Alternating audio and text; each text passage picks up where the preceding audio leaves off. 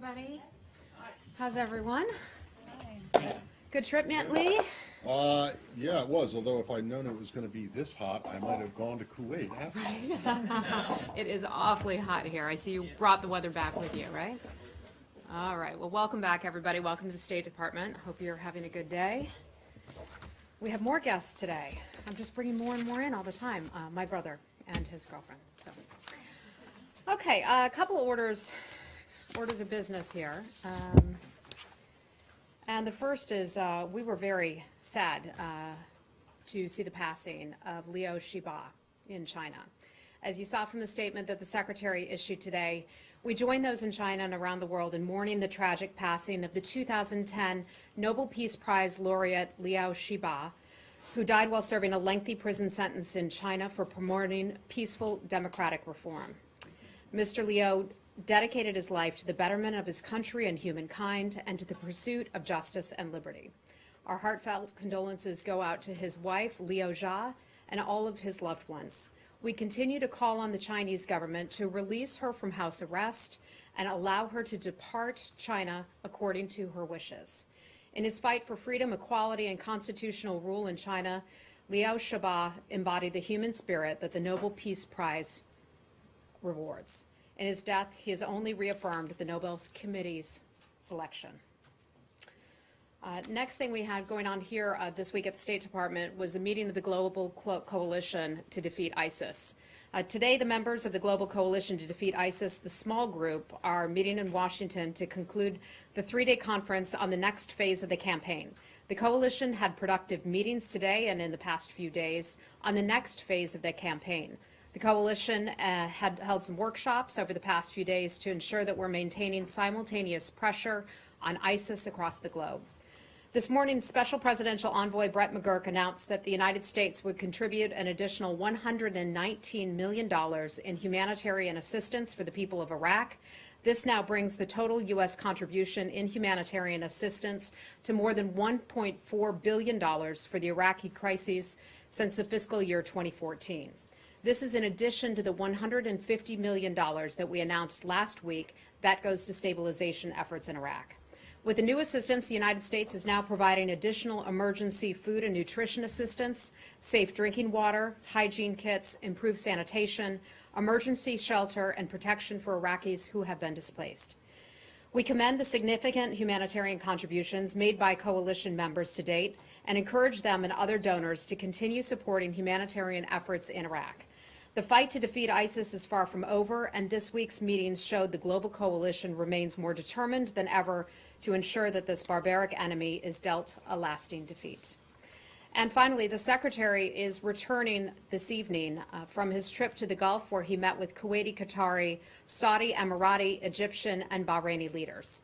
The goal of the Secretary's visit was to support Kuwaiti mediation efforts and bring what we can to discussions to help both sides more fully understand the concerns of the other and point out possible solutions to the dispute. Based on his meetings, the Secretary believes that getting the parties to talk directly to one another would be an important next step, and we will look forward to that hopefully happening. We hope the parties will agree to do so, and we will continue to support the Emir of Kuwait in his mediation efforts. And with that, I will gladly take your questions. Thanks. Starting with something that's related to the Secretary's trip, but not necessarily about color. On Monday, when he was in Istanbul, he talked about efforts to building on the ceasefire that you guys negotiated with the Russians in the south. He talked about doing something in the north with the Turks, and then the president in his comments today talked about doing something else, another truce with the Russians. Is this the same thing, or is this something different? I'm not sure if that would be the same thing or if that's something different. I know we're looking to this area in southwestern Syria where there's the ceasefire that is holding right now. We're now 4 days into it or so, I believe, hoping that we can build upon that and broaden that out to other parts of the country. But I'll check back into that for you if you like. And then related to that, I saw that on Tuesday you were asked about this Amnesty International report on the situation in Mosul. Have you had a chance to look at that, and what do you make of its findings? Look, the first thing I would say about the Amnesty International report is that's something that some people certainly here have seen. I've not personally reviewed it myself. In terms of civilian casualties, that's something that I can say the coalition always takes every effort to try to mitigate against any humanitarian or any civilian casualties. It's obviously a very complex situation in Iraq, especially in Mosul, where ISIS has been dug in for quite some time. Folks have raised the issue, why did it take so long to achieve some semblance of victory in Mosul? And that's because ISIS had been dug in so hard. So the coalition takes every effort, as does its partners, to try to mitigate against any kind of civilian casualties. Well, but do you accept the conclusions of the report? How would you exactly state the conclusions, Well, Matt? there's a civilian catastrophe. It took the Iraqi forces and the Peshmerga to task for going after civilians under the aegis, kind of the United States. I think what I would say about that is let's remember the real focus of the humanitarian and civilian casualty situation in Iraq, and that is ISIS. And we talked about this the other day. Were it not for ISIS forcing so many people from their homes, and now through the work of the coalition, many people, hundreds of thousands of people, have been able to go back to their homes in Mosul alone. And so the real focus, the real reason why there has been misery in Iraq and Syria as well is because of ISIS, not the coalition and not the coalition partners. Okay, but does that mean that you do not accept the findings of this report? I mean, do you not think that this is a problem, the civilian? Look, I know that if there are... Obviously, I mean, ISIS aside, civilians, this report says that civilians have suffered badly. The Department of Defense puts together a civilian casualty list at the end of I believe it's at the end of every month, but I know that they do that on a monthly basis. So then I would refer you to that. I know it's something that we take very seriously. Let me underscore that again. We take civilian casualties very seriously. The United States, its coalition partners, the Department of Defense, all of the folks working on behalf of the United States and the coalition continue to work very hard to ensure that this kind of thing does not happen.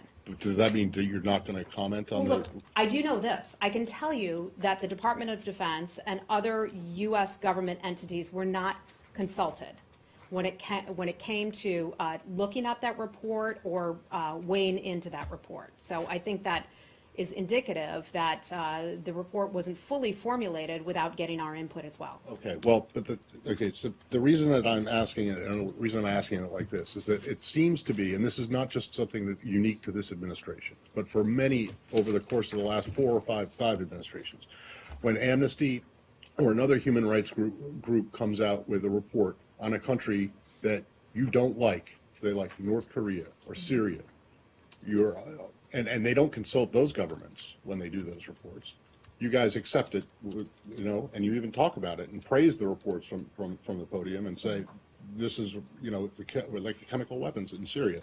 But when they come out with a report that is on a country that is an ally. I'm just saying we weren't consulted on that report. The Department of Defense like, puts together a very thorough a very thorough civilian casualty list every month. I think the United States does a very strong job of trying to ensure that that does not happen. I think that is evident by the fact that we have been backing Iraqi forces and our coalition partners. We have 72 members of the Defeat ISIS coalition in here right now, including representatives from Iraq. And I think that is indicative of the amount of care and concern that we put into that. So this is not a case, this is not a situation where you accept reports that you like the results of, but do not accept results. I'm not going to characterize it that way at all, okay? I think we've been over this enough. Go ahead. Hi, Syed. A report. Hi, thank you. UNICEF today issued a report last night that upward of 650,000 children from Mosul have been affected by the war and displaced and so on. I mean, there seems to be so much. I don't have those numbers, so I can't confirm those numbers. But the point beyond just the displacement, there's so much effort. I mean, you talk about the coalition and the fight and the military aspect of it, but there seems to be nothing out there in terms of reconciliation, in terms of getting people back, like getting aid, doing all these things. There seems to be a big war. Let me be clear about this. Nothing could be further. Hold on, Said. Nothing could be further from the truth on that. I was sitting in a meeting earlier today, as I was sitting in a meeting in this building today, with members of the international coalition. It included members from Iraq as well, where the primary focus was talking about how you start to bring people back home into their homes in Western Mosul. By the way, we've talked about this here from the podium before. When you look at Eastern Mosul, hundreds of thousands of people, and I can look and get the exact number for you, or as close to a number as I can for you, about the number of people who've been brought back into Eastern Mosul. And that is an amazing feat. Just think about how ISIS had been entrenched in those areas for years. And now, not long after that area was liberated, you have children going back to school, you have electricity, you have clean running water, you have all of those things. I just announced at the very top of this humanitarian assistance, new pledges of humanitarian assistance on the part of USAID going into Iraq. That is significant. Perhaps sometimes folks like to look for one place, one situation of misery, and forget to see the progress that is being made. We have been clear here that there is a lot of work that is left to be done, no doubt about that. Western Mosul was just liberated. There are still bad guys in there as the military effort goes back in to try to figure out if anybody was left behind. But we are optimistic about the ability to bring people back into Western Mosul. It's not going to be overnight. This will take some time, but this will eventually happen. Let's stay on Iraq right now before we go to something else. Hi, how are you? Good to see you. Good to see you too. But I guess one will argue that the crimes committed by ISIS and crimes committed by the security forces are different, because ISIS does not represent the civilized world. They stand as a terrorist organization, while the security forces in Iraq are supported by the United States, and that's the difference. In this equation, you cannot really say that there is a progress, which there is, and everybody acknowledging that, but at the same time, you cannot condemn what the Iraqis security forces alleged to be doing. I can say this. So the Prime Minister of Iraq has, from what I understand, has taken this quite seriously. He has, in the past, prosecuted people who have been found guilty of any type of humanitarian abuses. The United States would certainly condemn any kind of abuses of that sort, but some of that will be an internal government matter for Iraq. So did you raise this with the Iraqi government, and if you did, at what level? I do not know the answer to that. I did not personally raise that matter with the Iraqi government. I know our special presidential envoy, Brett McGurk, has been very involved in all of that. He will be here later today to answer some of your questions. I understand that'll be at 4 o'clock today. So if you have some of the more detailed questions about that, perhaps Brett can answer those this afternoon. Okay, let's stick on Iraq. So, on the abuse of human rights by Iraqi forces in Mosul, the report talks about that a lot as well. And Iraqi forces, as you know, is a predominantly Shia force that provided weapons, U.S. weapons. They've been trained by the Americans. It seems to me, as a reader of that report, that the United States didn't have a mechanism in place, a robust one at least, to watch Iraqis to not carry out human rights abuses while using U.S. weapons, while being trained by the United States. Takes those allegations very seriously. Okay, we have talked about this from this podium before and from this room before. Special Envoy Mr. McGurk will be here later today, and perhaps he can answer some of those questions. Again, we take those allegations seriously. We always have. We do everything that we can to avoid civilian casualties, and we know that Prime Minister Abadi has in the past and continues to do so to look in and prosecute those who have been found guilty. Okay, let's move on from Iraq. Do you have a question about Iraq? Just briefly, Hi, when Michelle. you say that U.S. entities weren't consulted in that report, are you disputing then what they found? Are you? I know that the Department of Defense was not consulted about that report. So let me just refer you to the Department of Defense for anything more on that. Hi. Heather, this came up as we were walking to the briefing, so I'm not sure if you have anything on it. There's a Reuters report that broke that all nations have been asked to provide more travel data to help vet visa applications or potentially face sanctions. Have you seen that or seen anything on that? Are you referring to the Department of Homeland Security and the new executive order? Is that what you mean? This is a cable that was apparently sent to U.S. embassies to provide extensive data to ask countries to help provide extensive data to help vet visa applicants and determine whether that traveler poses a terrorist threat. I think what you're referring to is part of the executive order and the additional information that the United States is able to ask other countries for. Let me get back to you on that. Let me just clarify that we're talking about the same thing and get back to you later today. Section 2 report Okay. from DHS. Okay. in Because a lot of that consultation. is a DHS matter right now. I know that the United States will be consulting with those countries. I think it's they have 50 days or so, but let me just get back to you on that just to make sure that we're talking about the exact same thing. Okay. Sanctions, if you're going to sanction countries after 50 days. Let me just get back to you. I want to make sure we're talking about the same thing, okay? And then really quick, in a few days, there's another deadline to certify whether Iran is complying with the nuclear agreement. What is the status of the administration review on Iran policy? So the review on the Iran policy is still going. That is still underway. I know people have a lot of interest in this. We have said, and the administration has said, that at least until that review has been completed, that we will adhere to the JCPOA. That has not changed. We'll ensure that Iran is held strictly accountable to its requirements. So the review is still underway, and then we have a timeline coming up pretty quickly in which a report will have to be looked at. What do you think the chances are that the review will be done before Monday? Why would it? If there's a deadline on Monday, why get ahead of that? No, I mean the broader policy review on Oh, Iran. I- Do you you think know that what? that'll be done, are the I am- chances high or low that that will be completed by Matt, Monday? I don't know the answer to that. I'm not sure that, that's something that needs to be done until Monday. Another Okay. Iran question. Hi. Yeah. Hi. Has Secretary Tillerson talked to his Iranian counterpart, Zarif, since he's been Secretary of State at all? Let me look into that for you because I just saw that in some notes here.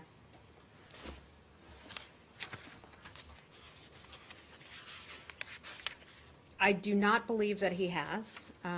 We certainly have various diplomatic channels, lines of communication that can be used to communicate with the Iranian government. My understanding is that we have not, but I'm not going to get into any comments or questions about private diplomatic conversations. And what would the rationale for a new Secretary of State not reaching out to his counterpart in Iran be? It's a hypothetical. I'm just not going to get into that. Thanks. Secretary Tillerson said, I think, at a hearing, during the budget hearings maybe, that he wasn't opposed to talking to the Iranians, but it wouldn't just be talk for talk's sake. There would have to be a reason to talk. So are there certain kind of conditions or, actions that Iran would have to take before there could be talk about, for instance, a political solution in Syria, which, obviously the U.S. and Iran are both interested That's not a parties? subject that I brought up with him recently. We've been pretty focused on what's going on in Qatar. We've been pretty focused on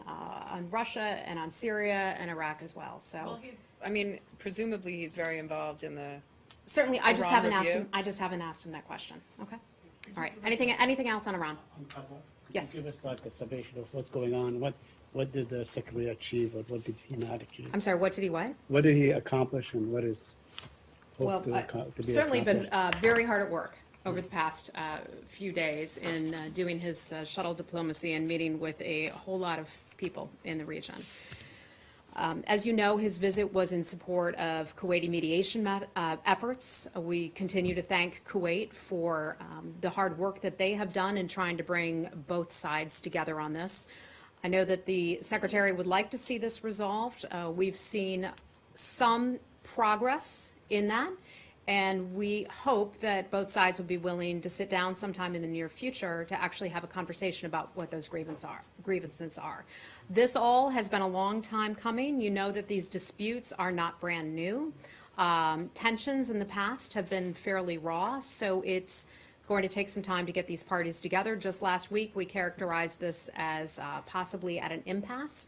So the mere fact that the Secretary's been there, talking to both sides of this and encouraging them to sit down and have a conversation, I would see as subtle progress. But the statements that came No, out. I think this is subtle progress. I think the fact that the Secretary was there talking with both sides is an important step in the right direction.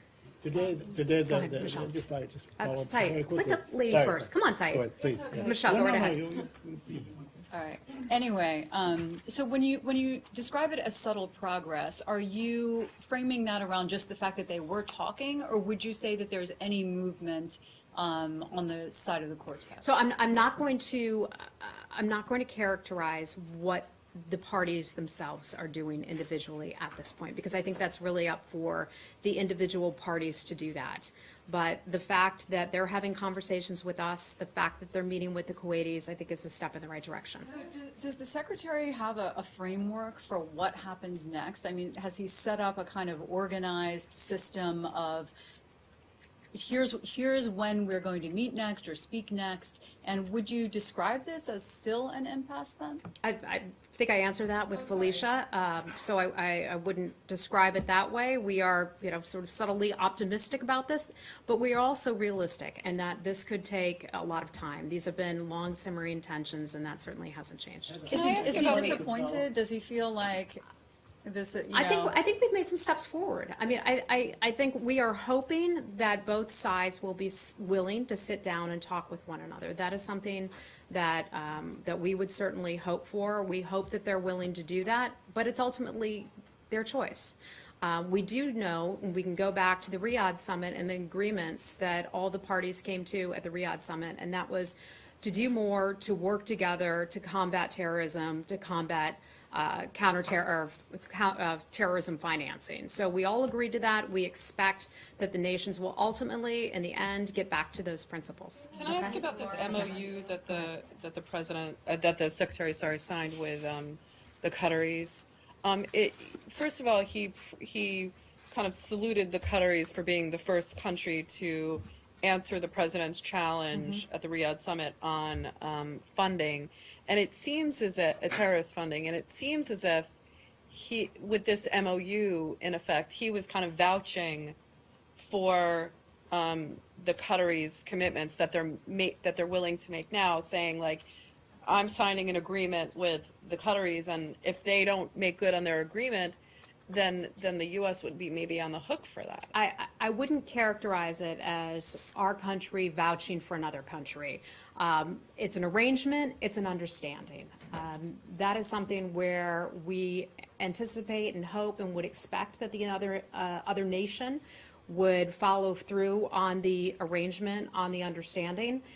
There will be sort of benchmarks in place in terms of the details of that. I can't get too into the details on that. This is something that's still new and fresh, and the Secretary's on a plane flying back here right now. So we'll learn more about this, I would expect, in the coming days. Just how thorough those details are that I'm able to give you, that I just don't know yet. We talked a little bit about this the other day, but I just want to go back to some comments made by an aide of the Secretary saying that nobody's hands were clean here, and kind of seemed to be pushing in the direction of criticizing the Saudis and the Emiratis and other countries for using this issue as a pretext to crack down on Qatar. I mean, how was the Secretary received after those comments in the region? I think there are concerns on all sides. This has obviously been a difficult situation, I think, for all sides to try to resolve. I think the Secretary is welcomed, as are the Kuwaitis, in being member countries that, when I say member countries, I mean people who are willing to work together to try to resolve this dispute. So I think that is welcome, and if we can get the sides to come together, then that would certainly be a good thing. Okay, let's move on now. Anything else? Nike, go right ahead. Can we move on to China? Okay. One last one. Just Go very right quickly. ahead. So what's the difference hold on. between the MOU that the Qataris signed now and what they actually committed to and they signed in the Riyadh summit and before even 2014? So in the Riyadh summit, it was a broad-based set of principles that the nations agreed to. This is a little bit more detailed. I don't have a copy of it in front of me right now, but this is something where there will be regular, high-level consultations between Qatar and the United States. It's sort of a form of a counterterrorism dialogue. There'll be benchmarks in place. There will be ways that we check in with them and that they check in with us. In terms of the details, I hope to be able to give you more in the coming days, but that's all I have for you right now. Will you make it public? I don't know that that will be, because this is an arrangement between nations, I'm not sure that we will be able to make this public. That might fall under diplomatic arrangements and dialogue, so I may not be able to provide that for you. Hopefully I will know more, though, in the coming days. Okay, let's move on. Go right Sure. ahead, Nike. Hi. Thank you. So on the unfortunate passing of Liu Xiaobo, what is your assessment of how China handled this case? And separately, as you indicated, Secretary Tillerson has urged China to release his wife, Liu Xia, who has been also under house arrest. Yeah. Is there any discussion to facilitate her to leave the country? Thank you. I know that we've been tremendously concerned about his health and his care. The United States had helped to facilitate an American doctor heading over there to examine him, and as you know, there was a German doctor who did that as well. He was really a beacon of hope for so many Chinese who fundamentally believe in their rights, in their human rights, and in freedom and democracy. So while we mourn the passing of this, and we hope that his wife will be allowed to leave the country and freed from house arrest, we were saddened by his death, as I think so many other people are around the world. And then on the funeral arrangement, if you could please shed some light, would there be any American officials to attend his funeral? If yes, what would the level be? I will look into that and see what we can find out for you. Okay? Anything else on China? Yeah. Okay. Hi. Hi. Thank you. How are you? Hi. Good to see you. And North Korea, North Korean human rights issue is as much as very serious issue like nuclear issues. What is the United States final destination of North Korean human rights? I'm sorry, what is our what? Your final destination of human rights. What is our final designation? Yeah, destinations of human rights. I'm sorry, I'm not sure what you mean by that. Final decisions of U.S. final decisions. Of What is our North- final decision about the status of human rights in North Korea? Yes. Is that the question? Well, that's something that we have remained extremely concerned about for a very, very long time. We know that China is one of the worst human rights abusers of all nations around the world. I've talked about this extensively, about the guest workers who are in place in countries around the world. These guest workers, as they go in, they work, and much of their money is confiscated and taken by the government. That is the very least, okay? That's just one area. Another area would be the killings, the imprisonment, the labor camps in North Korea. I can go on and on. I think we've been really clear about our concerns about North Korean human rights abuses. If there's something new that you want me to get you, I can certainly look into that. One more on South Korea. On South Korea? Yeah. Okay. Not North Korea. this Okay. time. And South Korean Moon Jae-in government is planning to connect the gas pipeline with Russia and North Korea. Okay. Is it a violation of UN sanctions, or what is your, U.S. Let me look position? into that and get back to you. I don't have anything for you on that today. Okay. Can you take Okay. action? Anything on DPRK or South Korea? Go ahead. Sorry, not South Korea, but Okay, just go on ahead. the Liu Xiaobo question. I think this is really a White House question, but do you know if President Trump and President Xi discussed this case? I'm wondering at how high a level the U.S. government discussed this with China. I know that we have had a lot of conversations, and the conversations had been ongoing for quite some time. In terms of what the president said, I mean, there's certainly a readout, I believe, of the president's meeting with him. I don't have that handy right now, so I just have to refer you back to the White House on exactly what was said in that meeting. Okay, and sorry, the leader of the Nobel Committee said that the Chinese government bears heavy responsibility for Mr. Liu's death. And I I'm sorry, who wondered- said that? It's the leader of the Nobel Committee. Okay. And does this building share the sentiment? Does the building share the sentiment that China bears responsibility? Right, yeah. Look, I know he is someone who was a beacon of hope and was treated poorly by the Chinese government, imprisoned repeatedly over the years for promoting democracy, promoting freedom, and promoting human rights. I can't get into his, he was diagnosed with cancer at some point. I'm not going to draw a conclusion between being diagnosed with cancer and the government's treatment of him, but we were very concerned with the health care that he received by the Chinese, that we had called upon them to allow him to be released along with his wife so that he could get treatment where he needed to. Okay, let's move on from there. Okay, Greta, hi, how are you? Do you have any comment on the reports of new sanctions on small Chinese banks with business ties to North Korea? So that would be something under the Treasury Department. We had announced some new sanctions about a week and a half or so ago. That came under Treasury as well. But I think that would fall under sort of the category of the third-party sanctions, and that's something we have talked about a lot, where the United States is asking China, the United States is asking nations around the world to do more to adhere to not only Security Council resolutions, but the expectation that we have that countries around the world will do their part in not funding or adding to the money that would end up going to North Korea, because we believe that that goes to its weapons program. Okay? Anything else on DPRK? Japan. Okay, hi. Bill Hagerty was just confirmed by the U.S. Senate as ambassador to Japan. Do you have a statement, and what are your expectations for his role? We are looking forward to having him join Japan as our next U.S. ambassador. He spent a good deal of time over there. I know he's steeped in the issues. I don't have a statement for you just yet on that, but we look forward to having him represent the United States in Japan. Okay, hi. Hi, do you have any more on what exactly happened with the Afghan girl robotic team and their visa? Why was their visa denied in the first place, and how did they eventually get it? Well, you know what I'm going to say, right? In terms of visas, anyone's visa, and why a visa is granted or why a visa is denied is always something that is going to be kept confidential. That's not because I want to keep it confidential. That's not because the State Department does, but it happens to be U.S. law. So I can't get into that. I can say that we are very happy to have these young girls be able to come here to the United States to participate in this robotics competition. I have a second grader. My second grader does robotics. So I know how much that means, especially as a parent, much less girls coming from Afghanistan. So we're looking forward to having them come here. We'll be watching them. We hope that they do well in the competition and are happy to have them here. There is something called parole authority. So, and that falls under the Department of Homeland Security. This was an issue that the president noticed that Dina Powell had then addressed yesterday.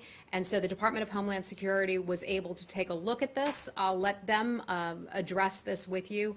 But under this authority, the United States can temporarily grant based on either humanitarian reasons or significant public benefit, as I understand it, a short-term ability to come into the United States. So anything beyond that, I'd ask you to talk to DHS. Well, does that mean parole, the fact that parole had to be used would suggest, and let's just put it in not this specific context, because you won't talk about these visas specifically, would suggest that the reason for ineligibility stands.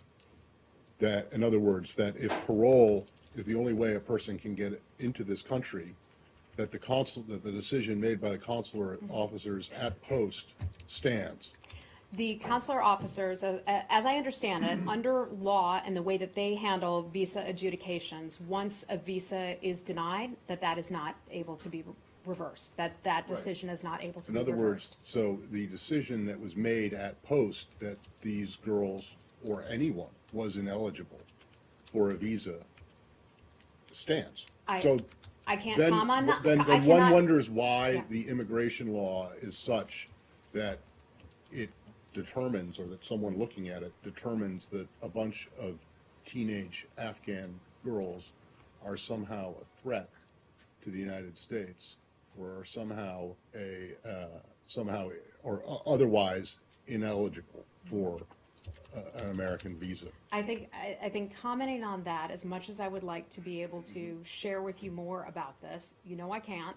I can't because it's a visa confidentiality, but I can tell you that it is not reversible once a consular affairs officer denies someone's visa. DHS took it up. They have the ability to do so. Anything beyond that, DHS would have to answer that. Right, but I mean, it remains the State Department's position that someone who can only get into the country on parole is ineligible for a visa, correct? I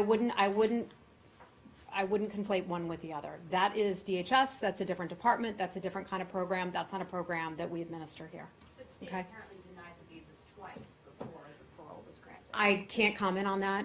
Again, that would come under visa confidentiality. DHS made its decision, and so we're now glad that the girls are coming to the United States and Would wish that them well. initial decision be reviewed then, and whatever?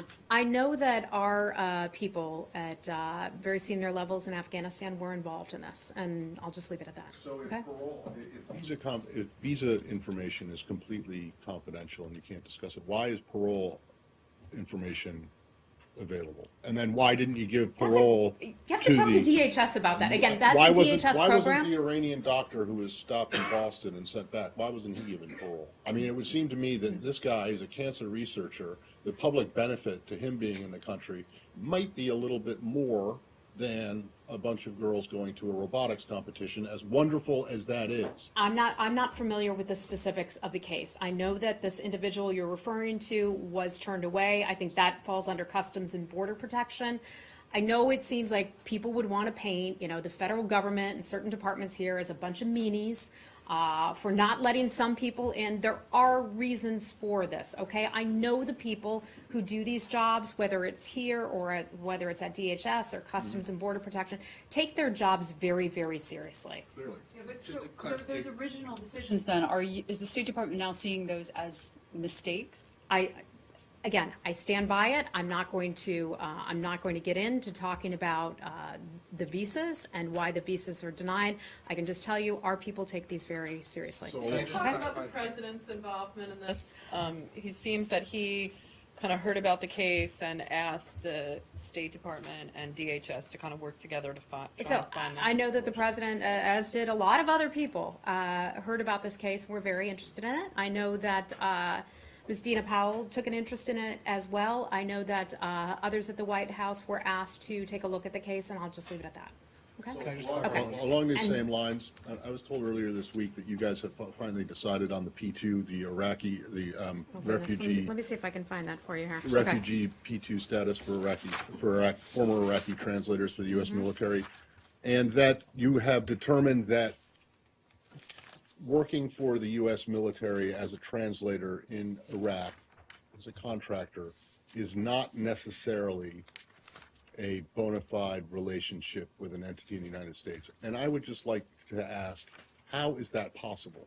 If you were working for the U.S. military, risking your life, how do you not have a bona fide relationship with an entity in the United States? You were paid by the Pentagon. It wasn't like you were getting paid in cash on the side. Well, maybe some people were, but by a commander to serve as I don't even know what, as kind of a personal servant or something. They were being paid by the U.S. government. How is it possible that you guys could come to the determination that such a employer-employee relationship is not a bona fide relationship? I'm trying to find it here, Matt, because I knew you would ask me about this. You're like a dog with a bone. You never forget. I said, you're like a dog with a bone. You never forget. Yeah. Hold on one second. Let me continue to try to find this. And Until then- the bone is all gone. Well, then you take another vote. Right. Bear with me here, gang.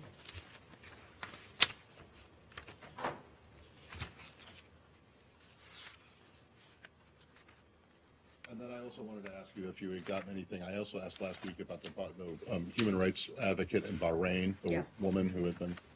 Yeah.